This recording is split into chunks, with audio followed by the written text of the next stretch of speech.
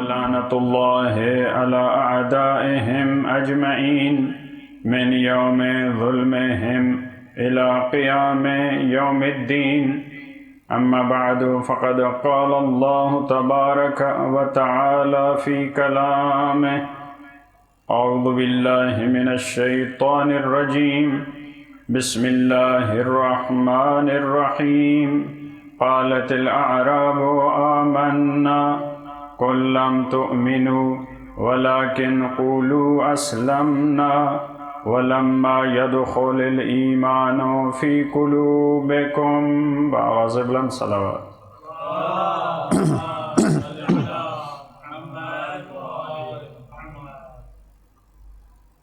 شب ہے 13، 14 اور 15 ماہ مبارک رمضان، شب ہے 20 کے نام سے معروف ہیں۔ یوں تو ہر مہینے کی 13، 14 اور 15 یہ تاریخیں مبارک تاریخیں کہلاتی ہیں، لہذا ان 3 دنوں میں خصوصاً ماہ رجب شعبان میں بھی روزہ رکھنے کی تاکید کی گئی ہے۔ ماہ رمضان المبارک میں بھی یہ 3 راتیں خاص اہمیت رکھتی ہیں۔ 20 کا مطلب سفید ہوتا ہے۔ ایک اس کے بارے میں یہ نظریہ ہے کیونکہ یہ چاند راتیں ہوتی ہیں 13، 14 اور 15، ان راتوں میں روشنی ہوتی ہے چاند کی، لہذا اس وجہ سے ان کو روشن اور سفید راتیں کہا گیا، شبہائے 20۔ لیکن ایک نظریہ یہ ہے جب حضرت آدم ترک اولیٰ کے بعد زمین پہ تشریف لائے تو وہ نورانیت جو وہاں پہ تھی یہاں آنے کے بعد وہ نورانیت نہ رہی۔ ترک اولیٰ کے بعد نورانیت میں کمی آئی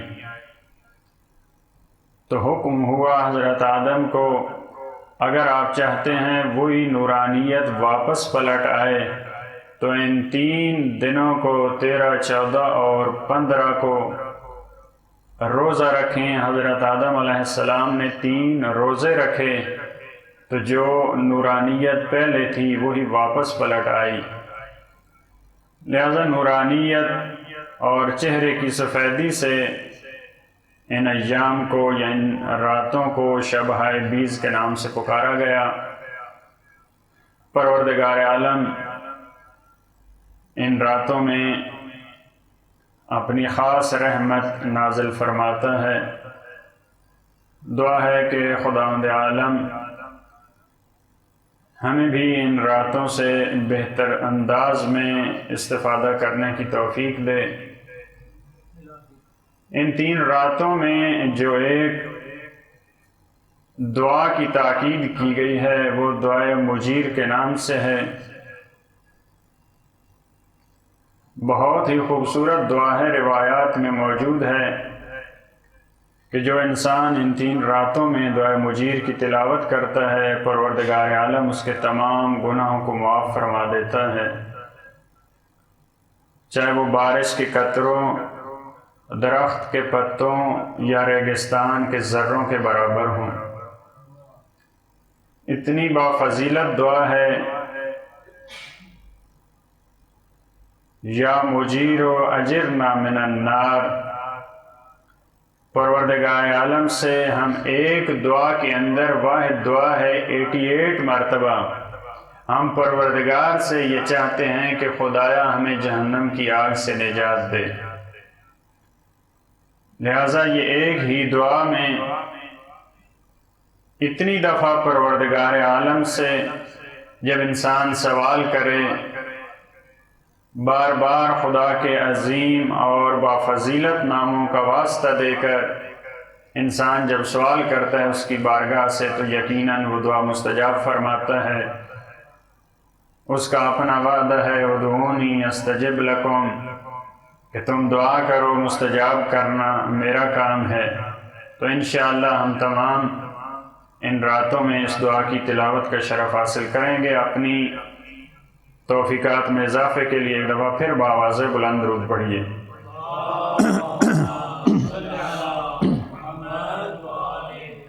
مومن وہ ہے جس کو متاع دنیا خدا سے دور نہ کرے، جس کو دنیا کا مال، جس کو اپنے رشتہ دار، عزیز و اقارب، جس کو اپنی اولاد، جس کو اپنے دوست خدا سے دور نہ کریں۔ بہت سارے افراد اپنے دوستوں کی وجہ سے، اپنے رشتہ داروں کی وجہ سے، اپنی اولاد کی وجہ سے خدا سے دور ہو جاتے ہیں۔ انسان جس سے محبت کرتا ہے اس کو انسان راضی کرنے کی کوشش کرتا ہے۔ اگر میں اولاد سے محبت کرتا ہوں، اگر رشتہ داروں سے محبت ہے، اگر دوست سے محبت ہے، تو میں کوشش کروں گا ان کو راضی رکھوں، جیسے بھی ہو، جو چیز وہ مانگیں، جو چیز وہ مجھ سے طلب کریں، اس لیے کہ میں نہیں چاہتا کہ وہ مجھ سے ناراض ہوں۔ دوسرے ناراض ہوتے ہیں تو ہو جائیں، جس سے مجھے محبت ہے اس کو ناراض نہیں ہونا چاہیے۔ تو جب انسان کی نگاہ میں سب سے اہم چیز مال ہے، سب سے اہم چیز اولاد ہے، سب سے اہم چیز رشتہ دار ہیں، سب سے اہم چیز اس کے دوست ہیں، تو پھر انسان ان کو راضی کرنے کی کوشش کرتا ہے۔ اگر ان کو راضی کرنے کی وجہ سے کسی مقام پہ خدا ناراض ہوتا ہے، نعوذ باللہ، تو ہو جائے، کیونکہ میری نگاہ میں یہ اہم افراد ہیں، میں نے ان کو راضی رکھنا ہے، ان کی محبت میرے لیے اہم ہے، ان کی ناراضگی کو میں برداشت نہیں کر سکتا، لہذا دوسرے ناراض ہوتے ہیں تو ہو جائیں۔ اگر مجھے والدین سے زیادہ محبت ہے تو میں کوشش کروں گا والدین کو راضی کروں، والدین کی ناراضگی کا سبب نہ بنوں۔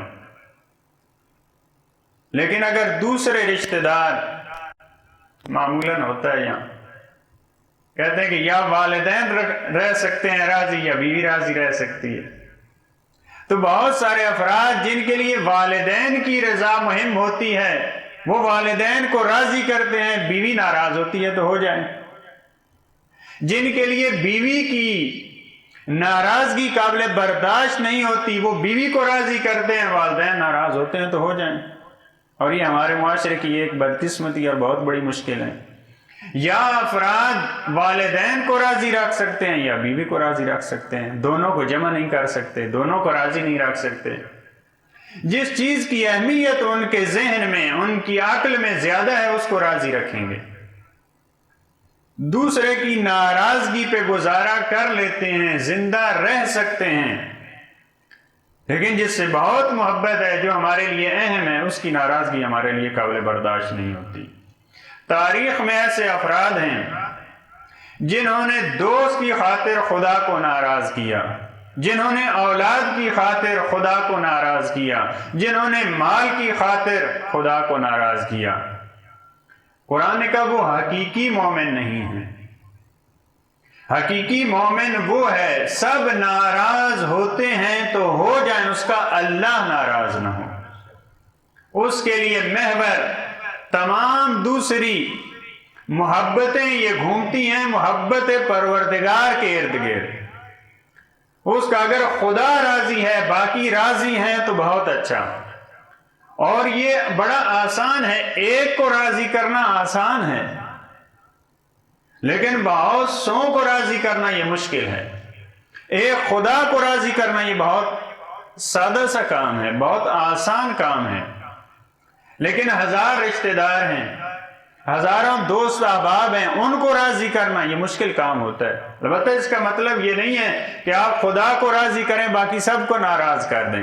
جب ان کی محبتیں، ان کی رضایتیں خدا تک پہنچانے کا ذریعہ ہیں تو پھر سب کو راضی رکھنا ضروری ہے۔ لیکن جب ہم دیکھیں کہ اولاد کی فرمائش، دوستوں کی فرمائش، جب والدین کی بات، جب بیوی کی آرزو اور تمنا یہ خدا کی رضا سے ٹکرا رہی ہے تو اس وقت کس کو انتخاب کرنا ہے؟ قرآن کریم نے یہ بار بار ہمیں سمجھایا ہے کہ تمہیں مال، تمہیں اولاد، تمہارے عزیز و اقارب، تمہاری دولت، تمہاری تجارت، تمہارے اچھے گھر، یہ تمہیں اللہ اور رسول سے غافل نہ کر دیں، یہ مقابلے میں نہ آ جائیں یہ چیزیں۔ اور ایک آیت میں تو بڑے سخت لہجے میں فرمایا کہ اگر یہ ساری چیزیں، تمہارے آباء و اجداد، تمہاری اولاد، تمہارے بھائی، تمہاری بیویاں، تمہارے قبیلے، تمہارے گھر، تمہاری جائیدادیں، تمہاری تجارتیں اگر تمہیں اللہ اور رسول سے زیادہ عزیز ہیں تو پھر عذاب کے لیے تیار ہو جاؤ، پھر اللہ کے خاص امر کے لیے تیار ہو جاؤ۔ بعض دفعہ یہ ساری چیزیں، ان کو قرآن کریم نے متاع الحیات الدنیا کہا، یہ سامان دنیا ہے، یہ دنیا میں زندگی گزارنے کے لیے ان چیزوں کی ضرورت ہے۔ جیسا کہ اولاد کو، مال کو ایک مقام پہ زینت کہا، لیکن یہ دنیا کی زندگی کی زینت ہے۔ لہذا بہت سارے افراد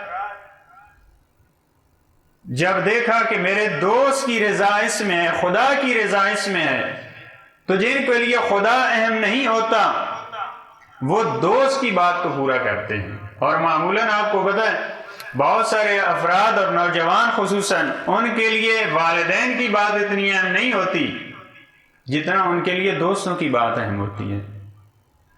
والد یا والدہ نے کہا یہ کام کریں تو وہ نہیں کریں گے، جب دوست نے کہا تو فوری کریں گے۔ لہذا دوست اتنا اہم ہے۔ قرآن کریم نے کہا تمہاری دوستی کا معیار اللہ کی ذات ہو۔ الاخلاء یومئذ بعضهم لبعض عدو الا المتقین۔ یہاں کی ساری دوستیاں یہاں پہ رہ جائیں گی، یہاں کی جو مادی بنیاد پہ دوستیاں ہیں، جو خدا اور رسول اللہ کی مرضی کے خلاف دوستیاں ہیں، یہ قیامت میں کیا ہوگا؟ یہ سارے خلیل وہاں ایک دوسرے کے دشمن ہوں گے۔ اصدقاء نہیں، قرآن نے فرمایا، صدیق کی تعبیر نہیں، الاخلاء۔ آپ کو معلوم ہے صدیق سے خلیل کا مرحلہ وہ بہت بڑا درجہ ہے۔ حضرت ابراہیم کو خلیل خدا نہیں کہتے، خلیل الرحمن ہیں۔ وہاں پہ قرآن کہتا ہے خلیل ایک دوسرے کے دشمن ہوں گے الا المتقین۔ لیکن اگر دوستی کی بیس خدا ہے تو پھر انسان وہاں پہ دشمن نہیں ہوگا ایک دوسرے کا، پھر وہاں بھی دوستی رہے گی۔ عقبہ بن ابی معیط یہ اسلام لایا، رسول اللہ کی اس نے دعوت کی ہے، دعوت کی۔ رسول اللہ نے فرمایا اگر تو اسلام قبول کرتا ہے تو میں تیرے ہاں کھانا کھاؤں گا، وگرنہ کھانا نہیں کھاؤں گا اگر تو کفر کی حالت میں رہے۔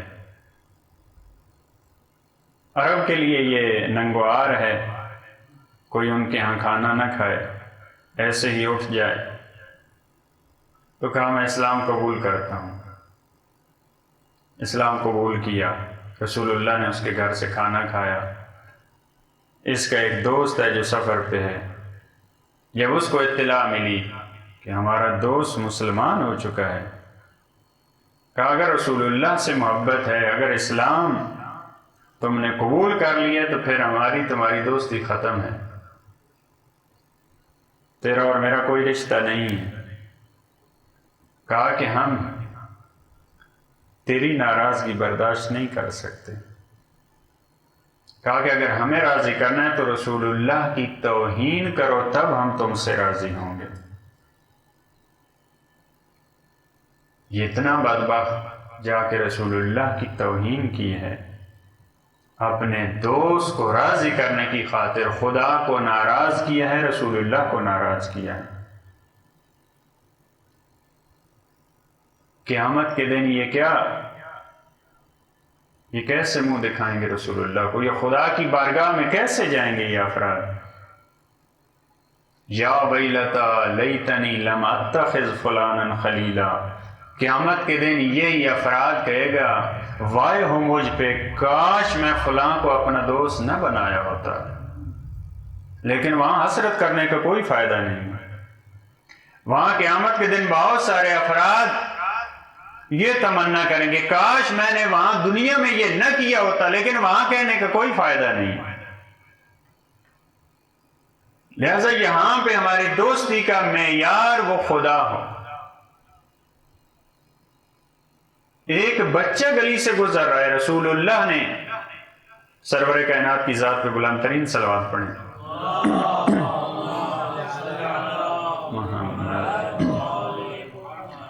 رسول اللہ نے گلی میں بچے کو روک کے پوچھا مجھ سے محبت کرتے ہو؟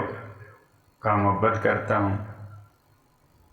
کہا کتنی محبت کرتے ہو؟ بہت زیادہ محبت کرتا ہوں آپ سے، اپنے ماں باپ جتنی، کہا نہیں ان سے زیادہ محبت کرتا ہوں، اپنے جتنا نہیں اپنے آپ سے بھی زیادہ آپ سے محبت ہے۔ فرمایا اللہ سے بھی زیادہ مجھ سے محبت کرتے ہو؟ کہا نہیں یا رسول اللہ، میں آپ سے محبت خدا کی وجہ سے کرتا ہوں۔ یہ بچے کی معرفت ہے۔ یعنی اگر رسول اللہ، اگر معصومین علیہ السلام سے بھی محبت ہے تو اس وجہ سے کہ وہ ولی خدا ہیں، وہ خدا کے نمائندے ہیں، وہ خلیفۃ اللہ ہیں، اس وجہ سے انسان ان سے محبت کرتا ہے۔ لہذا دوستی کا معیار یہ خدا ہونا چاہیے۔ امام صادق علیہ السلام نے ہمیں سمجھانے کے لیے بآواز بلند درود پڑھیے۔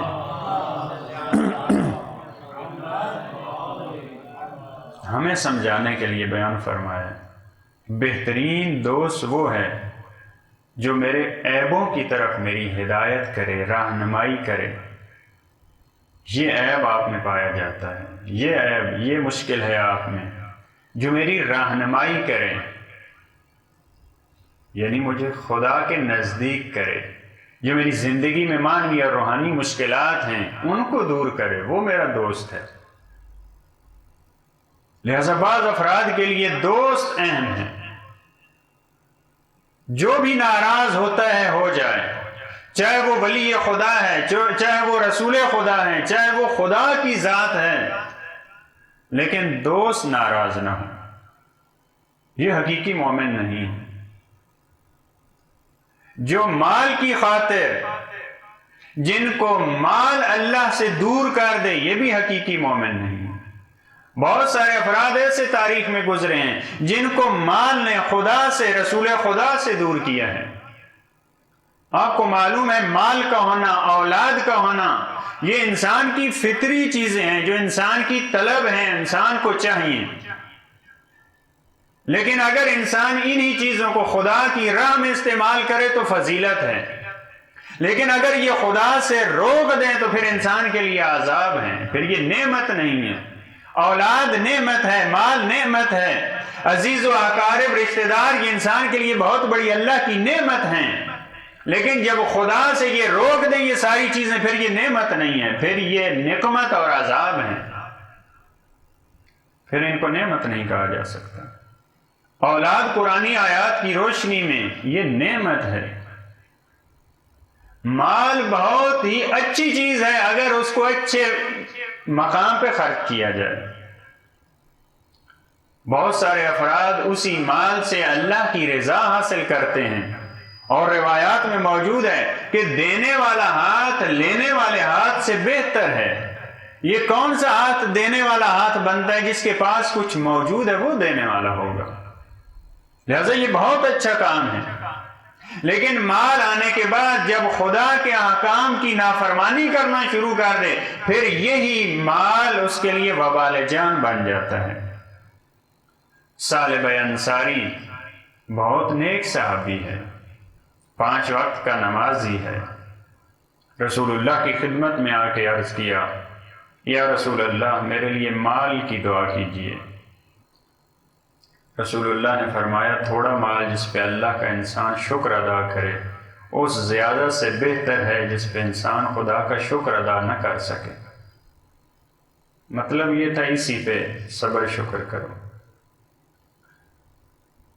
چند دن گزرنے کے بعد پھر آیا رسول اللہ کی خدمت میں۔ رسول اللہ نے فرمایا کیا تم نہیں چاہتے کہ تم میری طرح زندگی گزارو؟ اگر میں چاہوں تو یہ سارے پہاڑ سونا بن جائیں میرے لیے، لیکن میں اس کو پسند نہیں کرتا۔ یعنی سمجھانا چاہ رہے ہیں کہ جب رسول اللہ کی زندگی مومنین تمہارے لیے اسوہ ہے تو پھر اتنا حرص کیوں کر رہا ہے؟ لیکن اصرار ہے، یا رسول اللہ دعا کیجیے۔ رسول اللہ نے دعا فرمائی، پروردگارہ اس کو رزق عطا فرما، رزق کی فراوانی۔ اس نے ایک بکری خریدی، خداوند عالم نے اتنی برکت دی تھوڑے عرصے میں، مدینہ کا شہر، مدینہ کی جگہ اس کے لیے تنگ پڑ گئی، باہر کسی درے کسی وادی میں جانا پڑا۔ اب نماز ظہر اور عصر کے لیے حاضر ہوتا ہے، پہلے 5 وقت کی نماز رسول اللہ کی ابتدا میں، اب ظہر اور عصر کی نماز فقط کچھ عرصہ گزرا، فقط ہفتے میں نماز جمعہ پہ آنا نصیب ہوا، کیونکہ مال مویشی اتنے بڑھ گئے، اتنا اضافہ، کیونکہ سرور کائنات نے دعا کی تھی۔ اب فقط جمعہ پہ آنا ہو رہا۔ مال جب بہت ہوا، آیت آئی کہ زکوٰۃ واجب ہو چکی ہے، جن کا مال زیادہ ہے ان سے زکوٰۃ لی جائے۔ رسول اللہ نے اپنے نمائندے بھیجے، سالبہ کا مال بہت ہو چکا ہے اور ظاہر ہم نے دعا کی ہے، اب اس نے تو اور کوئی دے یا نہ دے، اس نے تو دینا ہے۔ جب رسول اللہ کے نمائندے گئے اس انصاری کے پاس، اس صحابی کے پاس، رسول اللہ کا لیٹر پڑھ کے سنایا، یہ زکوٰۃ کی آیات آئی ہیں، تمہیں اپنے مال کی زکوٰۃ دینا ہے۔ کہا مجھے تو لگتا ہے یہ کوئی ٹیکس ہے، مجھے تو یہ جزیہ لگ رہا ہے، یہ زکوٰۃ جیسی کوئی چیز نہیں لگ رہی مجھے تو۔ نمائندے آگے بڑھ گئے، دوسرے افراد جن کے پاس گئے، انہوں نے جو اچھی چیز تھی وہ زکوٰۃ کے طور پہ دی۔ رسول اللہ سے محبت تھی، خدا سے محبت تھی۔ پھر آئے سالبہ کے پاس دوبارہ، کہا وہ رسول اللہ کا لیٹر مجھے دیں، میں خود پڑھوں۔ اب سالبہ نے اس لیٹر کو خود پڑھا ہے، کہا پھر بھی مجھے یہی لگ رہا ہے، یہ یا جزیہ ہے، فدیہ ہے، ٹیکس ہے، یا اسی کے قریب کوئی چیز ہے، یہ زکوٰۃ نہیں ہے، میں سوچوں گا، آپ واپس چلے جائیں۔ جب یہ نمائندے رسول اللہ کے پاس آئے، بھی کچھ نہیں کہا، رسول اللہ نے ان کو دیکھتے ہی فرمایا وائے ہو سالبہ پہ، وائے ہو سالبہ پہ۔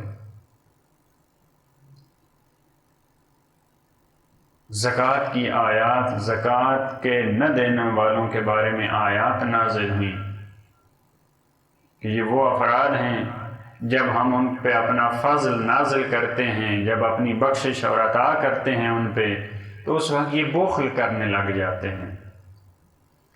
سالبہ کا ایک رشتہ دار رسول اللہ کی خدمت میں موجود تھا، جب یہ پتہ چلا کہ میری مذمت میں آیات آئی ہیں، اس نے جا کے سالبہ کو بتایا، دوڑتا ہوا رسول اللہ کی خدمت میں آئے، یا رسول اللہ میرے مال کی زکوٰۃ لیجئے۔ رسول اللہ نے فرمایا خدا نے مجھے تیرے مال کی زکوٰۃ لینے سے منع کر دیا۔ رسول اللہ دنیا سے چلے گئے، سالبہ کے مال کی زکوٰۃ نہیں لی رسول اللہ نے۔ بعض دفعہ انسان ایسے ہو جاتا ہے، جب اس کے پاس مال و دولت نہیں ہے، اس وقت یہ ہوتی ہے کہ خدایا تو مجھے دے، میں سارے واجبات ادا کروں گا، میں خمس بھی دوں گا، میں زکوٰۃ بھی دوں گا، میں غریبوں کا حق بھی دوں گا۔ یہ ساری منتیں، یہ ساری باتیں ہوتی ہیں، جو ہی مال آتا ہے پھر انسان بھول جاتا ہے زکوٰۃ کیا ہوتی ہے، خمس کیا ہوتا ہے، پھر اسے خمس بھی ٹیکس لگتا ہے اور زکوٰۃ بھی اسے جزیہ اور فدیہ لگتا ہے۔ ظاہرا ایت اللہ گل پائگانی کے پاس، ایت اللہ بروجردی کے پاس اس طرح کا کوئی فرد آیا، کہا کہ فقط اس نے کوئی ایسی بات کی کہ لگا کہ میں خمس کے پیسے دے رہا ہوں اور احسان کر رہا ہوں، یعنی میں نے بڑا کوئی کام کیا ہے، تو انہوں نے اس کی رقم واپس کر دی، کہا تم پہ میں احسان کرتا ہوں، جو تمہارا یہ واجب ادا کرنے کی غرض سے یہ میں مال لیتا ہوں، میرا تم پہ احسان ہے، تم مجھ پہ احسان نہیں کرتے، تم خمس دے کے سمجھتے ہو اب میں نے مرج تقلید کو خرید لیا ہے، ہم پہ احسان کیا ہے تم نے مال امام دے کر۔ بعض افراد یہ ہیں، لہذا قرآن کریم نے بار بار یہ انسان کو کہا مال اور اولاد تمہارے لیے آزمائش کا سبب ہیں، مال اور اولاد تمہیں یاد خدا سے کہیں غافل نہ کر دے۔ یہ بار بار انسان کو کس لیے کہا ہے؟ کیونکہ انسان کی طبیعت ایسی ہے، انسان ہو جاتا ہے غافل۔ یا ایھا الذین آمنوا لا تلھکم اموالکم ولا اولادکم عن ذکر اللہ، اے ایمان والو تمہیں مال تمہیں اولاد اللہ کے ذکر سے غافل نہ کر دے۔ اللہ کی یاد سے غافل نہ کرے تو پھر مال بہت اچھا ہے۔ لہذا مال آنے کے بعد بہت سارے افراد خدا سے دور ہوئے، اولاد آنے کے بعد بہت سارے افراد خدا سے دور ہو جاتے ہیں۔ اگر اولاد خدا کے قریب کرے تو یہ خدا کی نعمت ہے۔ بہت سارے افراد ان کو اولاد مجبور نہیں کرتی، اولاد کی محبت میں وہ خدا سے دور ہوتے جاتے ہیں۔ اولاد چھوٹی ہے، اولاد میں مجبور کرنے کی بھی ہمت نہیں ہے، لیکن اولاد کی وجہ سے خدا سے دور ہو رہا ہے۔ اولاد کی خاطر اولاد کسی مقام پہ پہنچ جائے، کسی مرتبے پہ پہنچ جائے، میری اولاد رہبر بن جائے، لیڈر بن جائے، خلیفہ بن جائے، معلوم ہوتا ہے میری اولاد میں وہ استعداد نہیں ہے، استعداد نہیں ہے، طاقت نہیں ہے، لیکن اس کے باوجود جو مومن نہیں ہوتا، جس کا دل منافق ہوتا ہے، وہ لوگوں سے زبردستی اپنی زندگی میں بیعت لے رہا ہوتا ہے کہ میرے بیٹے کو خلیفہ کے طور پہ قبول کریں، حالانکہ اس کو معلوم ہوتا ہے کہ اس میں اتنی صلاحیت نہیں ہے، لیکن کیونکہ ہدف یہ ہے کہ مجھے اولاد سے محبت ہے، میں چاہتا ہوں میری اولاد یہ کسی مقام پہ پہنچ جائے، لہذا ہر کام کرنے کے لیے انسان تیار ہو جاتا ہے۔ اس لیے کہا گیا کہ یہ اولاد فتنہ ہے۔ ما زال فلان منا اہل البیت، وہ فلاں بہت بڑی شخصیت ہم اہل بیت میں سے تھا، یہاں تک کہ اس کا نالائق بیٹا آیا، اس نے باپ کو ہٹا دیا۔ بعض جگہ اولاد اس میں اتنی طاقت ہوتی ہے، اتنی ہمت ہوتی ہے، اور والد یا والدہ وہ اتنے بے سمجھ ہوتے ہیں، جہاں پہ انہوں نے لگایا، جس بات پہ لگایا وہاں پہ والدین چل پڑتے ہیں اسی بات۔ جنگ جمل میں دیکھ رہا ہے، مولا کائنات نے ابن عباس سے کہا اسے جا کے کہو عرفتنی بالحجاز وانکرتنی بالعراق، تو نے حجاز میں مجھے پہچانا، تو عراق میں میرا انکار کر رہا ہے، یعنی تو بیعت کرنے کے بعد میری بیعت توڑ رہا ہے۔ اس کو سمجھ آئی، اس نے واپس آنے کی جب بات کی تو اس کے بیٹے نے کہا مجھے پتہ ہے تو علی کی تلواروں سے ڈر گیا۔ جب نالائق اولاد ہو تو ایسے ہوتی ہے، اس کو سمجھ آ رہی ہے کہ میں امام وقت کے مقابلے میں جا رہا ہوں، لیکن بیٹا اس کو کھینچ رہا ہے آگے، کہا کہ آپ علی کی تلواروں سے ڈر رہے ہیں۔ لہذا یہ ایک مقام ایسا ہے کہ جہاں اولاد انسان کو، اولاد کے لیے میں مال جمع کرتا ہوں، اولاد کے لیے مال رکھ جانا یہ عیب نہیں ہے، لیکن انسان یہ نہ دیکھے کہ حلال طریقہ ہے یا حرام طریقہ ہے، فقط اس کا ہدف اور مقصد یہ ہو کہ میں اولاد کے لیے پراپرٹی اور مال چھوڑ کے جاؤں، یعنی اولاد کی خاطر یہ اللہ کی ناراضگی کو لے رہا ہے۔ بعض افراد ایسے ہوتے ہیں، وہ حلال حرام جیسے بھی ان کے لیے ممکن ہے وہ کوشش کرتے ہیں اولاد کے لیے مال چھوڑ کے جائیں، اور کتنا خوبصورت کہا کہ بعض افراد تو ایسے بد نصیب ہوتے ہیں، وہی مال جو اکٹھا کرتے رہے ہیں اس میں سے کوئی حقوق نہیں دیے، اسی مال کی وجہ سے وہ جہنم میں جا رہے ہوتے ہیں۔ بعض دفعہ وہی اولاد اسی مال کو اللہ کی راہ میں خرچ کر کے اسی مال سے جنت میں چلے جاتے ہیں۔ اس سے بڑا بد نصیب کون ہے؟ وہ ایک مال ہے، اسی وجہ سے ایک جہنم میں جا رہا ہے، ایک جنت میں جا رہا ہے۔ لیکن بعض دفعہ انسان کی یہ ہوتی ہے، اس کی پوری کوشش یہ ہوتی ہے کہ میں مال دنیا اکٹھا کروں، میری اولاد وہ بھوکی نہ رہ جائے۔ اگر حلال طریقے سے کرے تو یہ بہت اچھا ہے۔ ہماری روایات میں ہے کہ جو اپنے گھر والوں کے لیے، اپنی اولاد کے لیے آسانیاں پیدا کرتا ہے، من سعادت المرء الدار الواسع، اگر انسان کا کھلا گھر ہے، اگر اچھا گھر ہے تو فرمایا کہ انسان کی سعادت ہے۔ اسلام اس کا مخالف نہیں ہے، اچھی زندگی گزارنے کا اسلام مخالف نہیں ہے، بچوں کو سہولیات دینا، بیوی کو سہولیات دینا، اس کا اسلام مخالف نہیں ہے۔ لیکن یہ مال و دولت کمانا، یہ اولاد کا خیال، وہ مولا کائنات سے مولا کی ذات پہ بلند ترین صلوات پڑھیں۔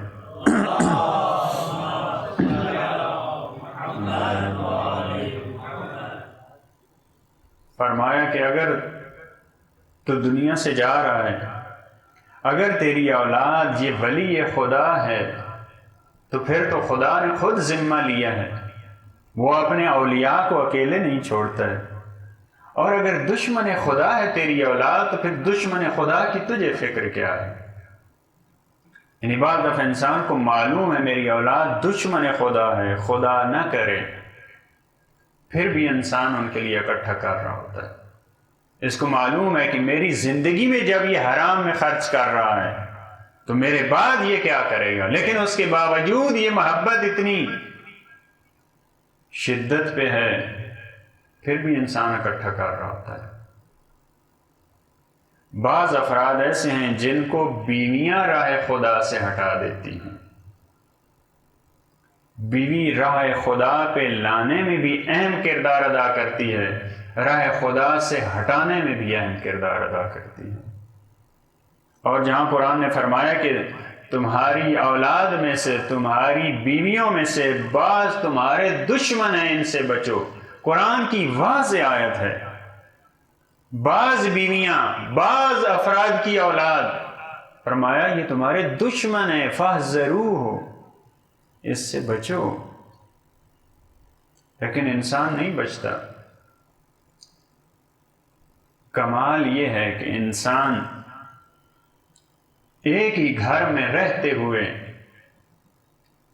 ایک نمبر مومنہ بن جائے وہ خاتون، اسی گھر میں رہنے والا وہ ایک نمبر کافر اور ایک نمبر منکر ہے۔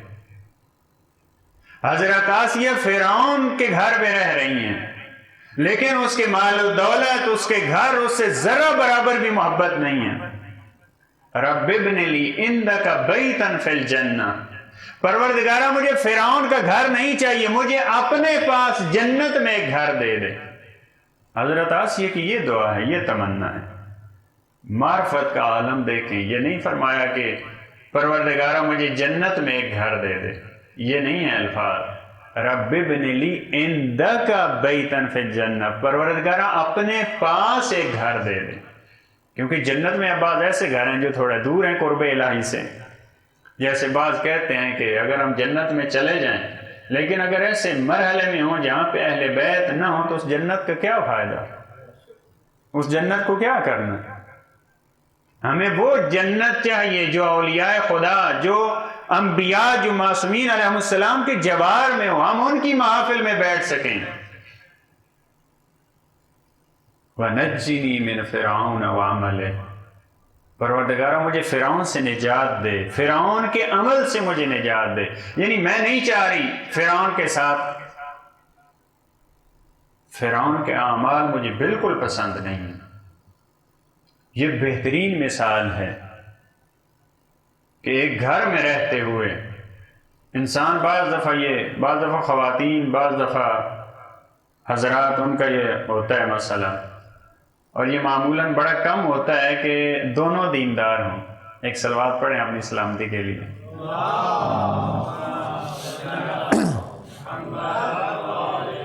معمولاً یہ ہوتا، ہمارے ایک دوست کہتے تھے کہ یہ بڑا کم ہے، ہمیں ایسے افراد، کہیں ان کو چاہیے تھی پڑھے لکھے افراد کی دینی فیلڈ میں، تو کہا کہ ہم ڈھونڈ رہے ہیں ایسے افراد کے شوہر بھی پڑھا لکھا اور بیوی بھی پڑھی لکھی ہو، دونوں پرہیزگار ہوں، دونوں نیک ہوں.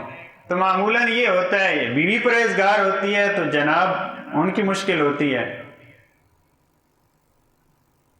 یہ جناب آسیہ کی مثال بہترین مثال ہے. لہذا پروردگار نے فرمایا تمہارے لیے فرعون کی بیوی مومنین کے لیے نمونہ ہے. یہ نہیں فرمایا مومنات کے لیے نمونہ ہے، خواتین کے لیے نمونہ نہیں. للذین آمنوا، یہ ایمان والوں کے لیے آئیڈیل شخصیت ہے. اور ایسے ہمارے پاس نمونے موجود ہیں انبیاء علیہ السلام کی زندگی کے. وہ کائنات کے بلند ترین افراد ہیں، لیکن جو ان کے گھر میں رہ رہی ہیں ان پہ ذرہ برابر اثر نہیں ہے. وہ قرآن کی واضح آیات ہے کہ وہ جہنم میں جائیں گی. جب عذاب آتا ہے تو جب بیوی ٹھیک نہیں ہے تو بیوی بھی اسی عذاب میں چلی جائے گی، وہ بھی نجات یافتہ نہیں ہے. انبیاء علیہ السلام کے بچانے کا معیار وہ خدا کا دوست ہونا تھا، نہ کہ اپنا بیٹا ہونا، نہ کہ اپنی بیوی ہونا. یہ نہیں ہے کہ نبی خدا ہے تو اب اپنے بیٹے کو تو بچا لیں. یہ کیا مسئلہ ہے، ایک بیٹا نہیں بچ رہا حضرت نوح علیہ السلام سے. حضرت نوح اور حضرت لوط سے کیا اپنی بیوی کی شفاعت نہیں ہو رہی؟ کیونکہ دشمن خدا ہے. لہذا ہمیں اپنے معیارات وہ الہی معیارات بنانا ہے. وہ مال چاہیے جو خدا تک لے کے جائے، وہ اولاد چاہیے جو خدا تک پہنچائے، وہ بیوی، وہ رشتہ دار، وہ دوست ہمیں چاہیے جو ہمیں خدا کے قریب کریں. اگر یہ ساری چیزیں ہمیں خدا سے دور کر رہی ہیں پھر ان کا کوئی فائدہ نہیں، پھر یہ نقمت اور عذاب بن جاتی ہیں یہ چیزیں. معصومین علیہ السلام کی زندگی میں اور بعض دوسرے ایسے افراد جن کا قرآن کریم نے تذکرہ کیا ہے، ان کو کوئی چیز بھی راہ خدا میں مانع نہیں تھی، کوئی رکاوٹ ان کے سامنے نہیں. یہ عام مومنین کی بات ہے جو ضعیف العقیدہ ہیں، ضعیف الایمان ہیں. جب تجارت کے لیے قافلہ آتا ہے مدینہ میں، سرور کائنات خطبہ دے رہے ہیں، لیکن جب تجارت کی آواز، جب لہو و لعب کی آواز کانوں تک پہنچتی ہے تو رسول اللہ کو کھڑا چھوڑ کے چلے جاتے ہیں. یہ عام ضعیف الایمان افرادوں کا ہے. یہ تجارت ان کی، یہ لہو و لعب، یہ کھیل، یہ کود، یہ چیزیں اللہ سے رکاوٹ ہیں، راہ خدا سے مانے ہیں یہ. لہذا رسول اللہ نماز پڑھا رہے ہیں، وَتَرَكُوكَ قَائِمًا، رسول اللہ کھڑے رہ گئے لیکن وہ چلے گئے جنہوں نے جانا. کس کے لیے؟ پیاز لینے، ٹماٹر لینے. بعض دفعہ ہماری زندگی میں یہ ہوتا ہے، نماز سے زیادہ، عزاداری سے زیادہ، مجلس سے زیادہ ہمارے لیے اہم ہوتا ہے ہم پیاز لے لیں، تھوڑے ٹماٹر لے لیں. یہ مسائل ہیں ہمارے لیے. بہت سارے افراد نے سید الشہداء کا ساتھ نہیں دیا کربلا میں. کس وجہ سے؟ تجارت نے روک لیا، اولاد نے روک لیا. جب ایک کو کہا ہمارا ساتھ دیں، کہا کہ میرا کاروبار ہے، میں نے تجارت کا سامان خریدا ہے، یہ میں نے اپنے گھر پہنچانا ہے، لہذا میں آپ کے ساتھ نہیں آ سکتا، میرا تیز رفتار گھوڑا ہے، یہ آپ لے لیجئے. فرمایا ہمیں تو میری سواری کی ضرورت نہیں. بعض افراد ایسے ہیں، لیکن بعض ایسے بھی ہیں جنہوں نے اپنا گھر چھوڑ دیا، جنہوں نے اپنی اولادیں چھوڑ دیں، اپنے کاروبار چھوڑ دیے۔ زہیر بہت بڑا تاجر ہے، بہت بڑا تاجر ہے، لیکن یہاں بیوی کا جو کردار ہے وہ ایسی بیوی ہے جو خدا تک پہنچا رہی ہے۔ جب زہیر سوچ رہا ہے جاؤں یا نہ جاؤں، تو بیوی نے کہا دنیا کیا کہے گی، فرزند رسول نے تمہیں بلایا، تم سوچ رہے ہو، جاؤ سنو ابا عبداللہ کیا کہنا چاہ رہے ہیں۔ لہذا یہاں بیوی نے خدا کے قریب کیا ہے، رکاوٹ نہیں بنی رہا ہے خدا میں۔ ممکن ہے بعض ایسی بیویاں جو کہیں کہ ہم آپ کو نہیں جانے دیں گے، آپ فرزند رسول کا، آپ رسول اللہ کا ساتھ نہ دیں، لیکن یہ ایسی بھی تاریخ میں گزری ہیں۔ سب کچھ چھوڑ دیا ایسے افراد نے۔ جتنی اہل بیت علیہ السلام کو اولاد پیاری تھی، کیا اتنی ہمیں اولاد پیاری ہیں؟ ہمیں اگر اولاد سے محبت بھی ہوتی ہے، بہت کم افراد ہیں جن کو دین کی وجہ سے اولاد سے محبت ہو، لیکن اہل بیت علیہ السلام اگر اولاد سے بھی محبت کرتے ہیں، ان کا انداز، اس کی مقدار وہ ایسے ہے کہ خدا کی راہ میں یہ میری مدد کر رہی ہے۔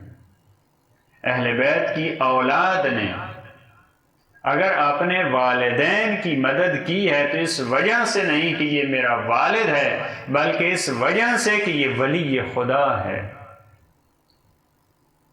جناب علی اکبر نے اگر مظلوم کربلا کا ساتھ دیا ہے تو اس وجہ سے نہیں کہ یہ میرے باپ ہیں، بلکہ اس وجہ سے کہ یہ امام وقت ہیں، امام وقت سمجھ کے ساتھ دیا ہے۔ امام علیہ السلام ہر ایک کو کہتے ہیں آپ چلے جائیں، میں بیعت کو اٹھا لیتا ہوں، ہر ایک کو بچا رہے ہیں، لیکن جب اپنا بیٹا علی اکبر سامنے آیا ہے پھر مقتل کہتا ہے ایک بار بھی نہیں کہا، ایک بار بھی نہیں کہا کہ تم نہ جاؤ، کہا چلے جاؤ بیٹا چلے جاؤ۔ یہ اولاد جو مومنین واقعی ہیں، جو ایمان کی بلند ترین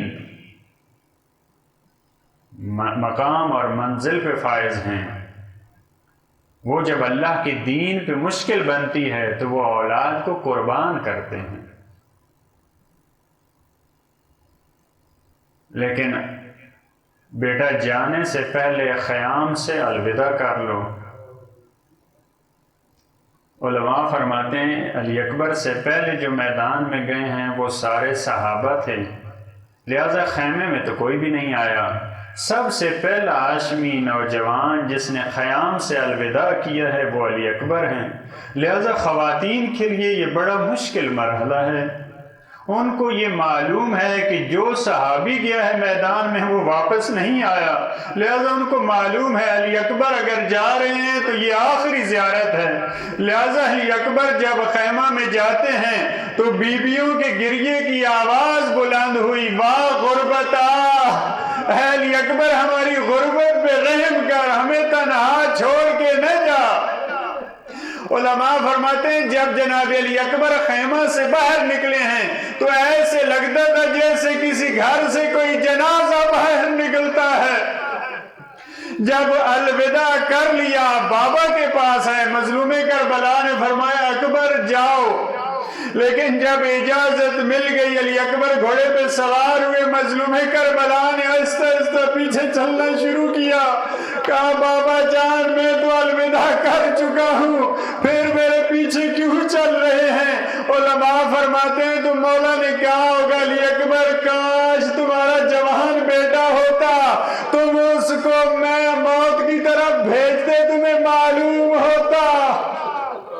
اجرکم علی اللہ۔ جناب علی اکبر کو جب روانہ کیا ہے آسمان کی طرف نظریں اٹھائی ہیں، فرمایا ہاتھوں کو بلند کر کے اے میرے اللہ گواہ رہنا، اب میں تیری بارگاہ میں وہ بھیج رہا ہوں جو رسول اللہ کی شبیہ ہے۔ جب ہم رسول اللہ کی زیارت کے مشتاق ہوتے تھے ہم علی اکبر کے چہرے کی زیارت کرتے تھے۔ بہت سارے ایسے افراد تھے جنہوں نے رسول اللہ کی جوانی کو نہیں دیکھا تھا۔ اگر وہ رسول اللہ کی جوانی کی زیارت کرنا چاہتے تھے تو وہ علی اکبر کے چہرے کی زیارت کرتے تھے، جس کے بولنے کا انداز، جس کے چلنے کا انداز۔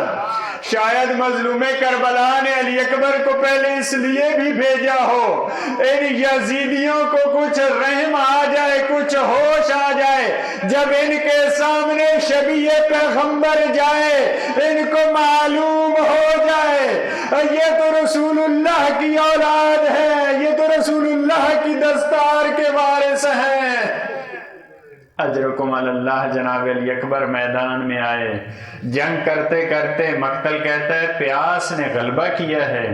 بس ایک نوجوان ایسا ملتا ہے جو جنگ کرتے کرتے دشمنوں کو دور ہٹا کے، خیموں سے دور ہٹا کے واپس آیا ہو، لیکن جب علی اکبر واپس آئے ہیں تو عرض کرتے ہیں یا ابت العطش قد قتلنی، بابا جان مجھے پیاس نے مار ڈالا ہے، وثقل الحدید اجہدنی، لوہے کے بوجھ نے مجھے تھکا دیا ہے، بابا جان کاش ایک گھونٹ پانی کا مل جائے۔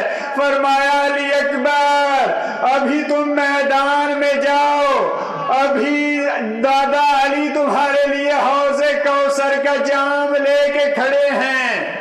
جناب علی اکبر میدان میں آتے ہیں، جنگ کرتے کرتے جب ایک ظالم نے ایسا وار کیا، جب گھوڑے کی زہیر پہ سنبھل نہ سکے، زین سے زمین پہ آئے، جناب علی اکبر نے آواز دی یا بتا ادرکنی، بابا جان میری مدد کو آئیے، مظلوم کربلا بس اتنا کہتا ہوں بڑی مشکل سے علی اکبر کی لاش پہ آئے، کیونکہ یہ کہا جاتا ہے جوان بیٹا یہ باپ کی آنکھوں کے نور ہوتا ہے۔ میں آپ سے سوال کرتا ہوں جس کی آنکھوں کا نور چلا جائے اب وہ کیسے میدان میں آئے؟ بس مقتل اتنا کہتے ہیں مولا سوار ہو کے علی اکبر کی لاش پہ نہیں آئے، ہر شہید کی لاش پہ گھوڑے کے سوار ہو کر آئے ہیں، لیکن علی اکبر کی لاش پر بڑی مشکل سے مظلوم کربلا پہنچے۔ فرمایا اکبر آل دنیا بعد کلافا، اے اکبر تیرے بعد دنیا پہ رہنا خاک ہے، تو ہم و غم سے نجات پا گیا، اپنے بابا کو اکیلے چھوڑ دیا۔